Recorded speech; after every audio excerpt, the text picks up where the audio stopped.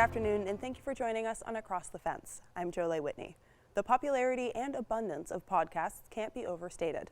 60 new podcasts have likely debuted in the time it will take me to read this introduction to today's program, which is about, you guessed it, a podcast. The joys of podcasts, much like the internet, is no matter how specific or quirky the topic, there's a podcast for that, and likely more than one. Our focus today is on a very singular podcast category, farming. The Farmers Share podcast is the brainchild of who else? A Vermonter, who also works as a technician for UVM Extension's agricultural engineering. Andy Chamberlain has a passion for podcasting, and he's taken that drive to talk with leaders of our region's agricultural community about topics close to the ground and those that have a more philosophical air. We begin our conversation with what made Chamberlain decide to pick up a microphone and start asking farmers questions about their life, work, and vocation. I started out with the Ag Engineering podcast, which was just, it talked about certain pieces of equipment or tools and techniques that were innovative or useful for farms, and they were just short topic episodes. And then I realized that once you get the farmer talking, they just want to keep going, and there's so much more story that goes along with just a certain implement or whatnot. So that's where I pivoted a little bit and changed it to the Farmers Share, where we get the whole story of the farm and why they're doing what they do. And kind of building on that, podcasts are pretty popular because it's recorded. You almost get more of like an interpersonal feel. Have you heard a lot of candid or unexpected stories through this medium? Yeah, for sure. What makes my podcast unique is I do them all in person, on farm, often around their kitchen table or in the greenhouse. A lot of podcasts are recorded over the internet or over the phone, and I find that quality is just lacking. So if you can do that in person and clip a mic on them and just walk around their fields and say, hey, tell me about your life, they just open right up and forget that they're being recorded, and it's just a conversation amongst a couple friends, which is really engaging and makes for good conversation and lets them go deep on topics. Great, and let's actually jump into hearing some clips. We have, our first one is from a New Hampshire border farmer, Pooh Sprague, and he's talking about the vagaries of farming, talking about weather and the skills of farming and how sometimes they align and sometimes they don't. Let's take a listen. Michael Smith once said to me, farmers are resilient and they're very bright, and they can farm in swamps and they can farm on deserts. The problem is we never know what it's going to be, whether it's a desert and that's, I think, the last couple of years back to back have been, the exact indication of that. 2 years ago, in 2022, we had a potato crop on a well-drained soil, and we didn't have irrigation. It was a bit of a gamble, but we took it in the shorts and ended up with 25% of the crop. This year we were on well-drained soil down here, and we had cannons and everything ready to go when the tuber size started to size up the tubers and things, and you know how that worked. We didn't run a pump or irrigate a drop of water. And we had a bumper crop because we had more water than we could possibly use. So it sounds like Pooh knows more about farming than you or I will ever manage to learn. How do you kind of wrangle that knowledge and make it more digestible for a listener maybe like me who doesn't know as much? Yeah, it's really tricky to edit it down, and I try not to edit too much. I really trim out maybe the side conversations where they might make an off comment or whatever, just talking about something like to me. But for the most part, I try to keep it pretty long, and that's why I went to the long format, because unless you know the full story, things can get taken out of context, and every farm is different, and every farm's experience is different. So to understand, how they got started with the resources that they had really changes their business trajectory, their farming trajectory. So I find it's helpful to get the whole big picture. All right, we have another soundbite here from Gio Honigford of Hurricane Flats Farm, and that's in South Royalton.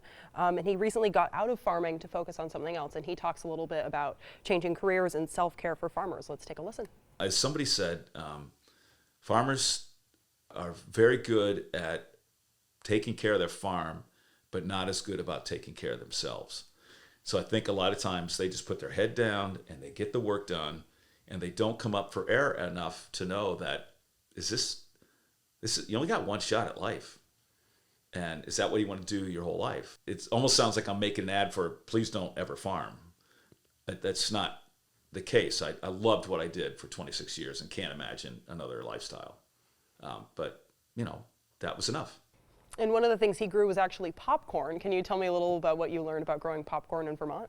Well, he's one of the very few people who grow popcorn in Vermont, and like most Vermont farms, it's tricky because we're not a large-scale producer, so trying to figure out how we can take something that's done on large industry and turn it into our level of production on our rolling acres is a bit unique.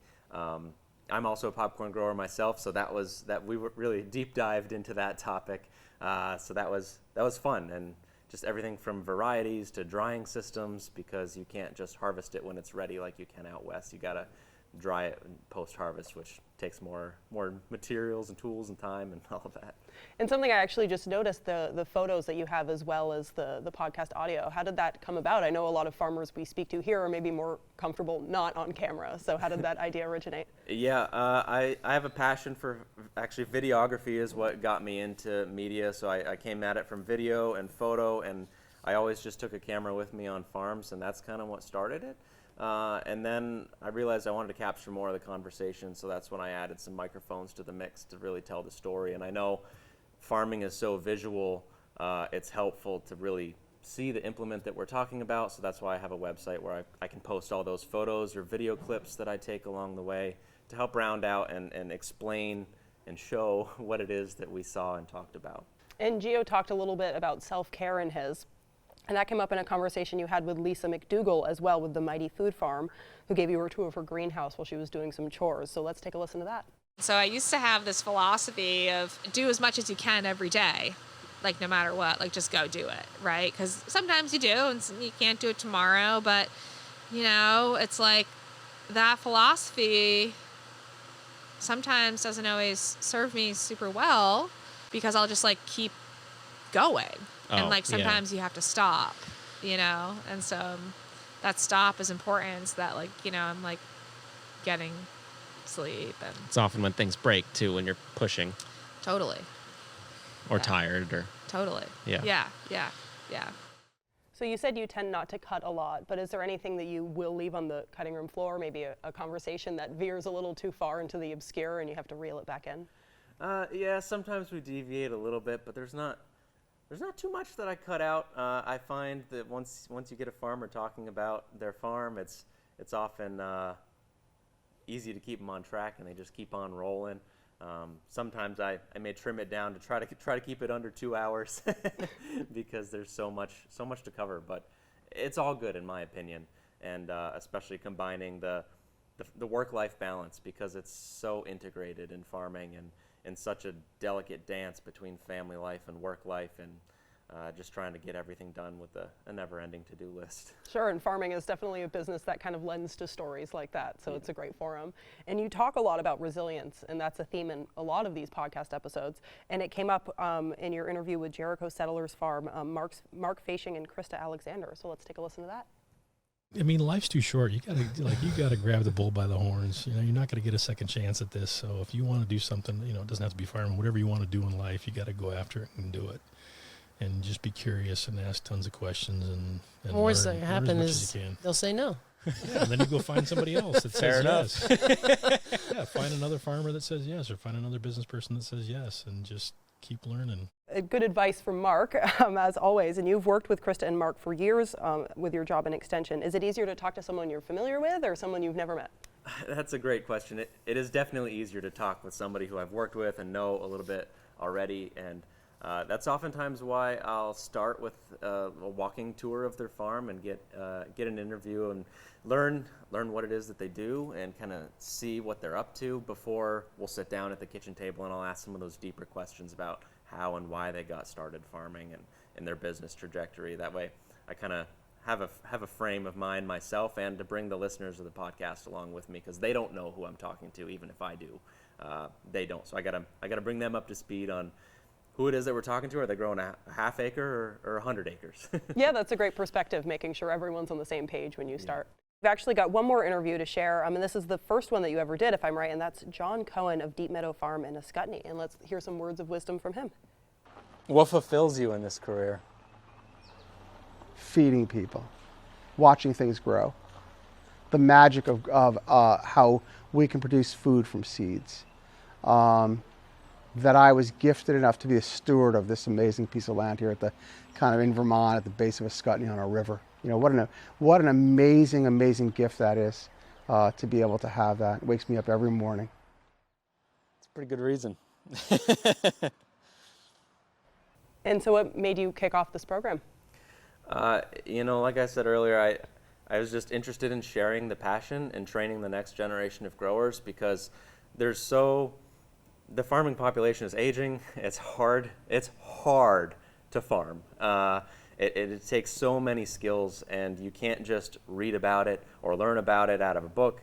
You've got to learn from other people's experience. So anything I can do to capture that history from the experienced growers, I'm trying to do, and to share with other individuals to learn what it takes and to put all the pieces together.